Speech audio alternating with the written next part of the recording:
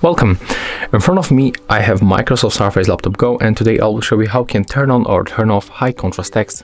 You have to go for the settings, then you have to go for easy of access, or I misclick, I go for the display, but we have to go here and then pick a high contrast option. As you can see, we can easily turn it on and turn it off by tapping on this switcher.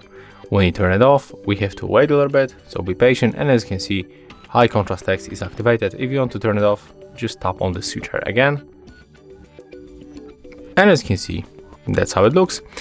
You got also here the shortcut. When you press the left alt and left shift and then print screen, we can turn on or turn off high contrast text. So there's the alt, shift, and the print screen. Let's turn it on. As you can see, there it is. So when you click yes, we'll confirm and this will be enabled. And if you want to turn it off, just click left, shift and alt, and then pick the print screen. And it will be turned off. As you can see, that's how it looks. If you find this tutorial useful, remember to leave a like, comment and subscribe to our channel.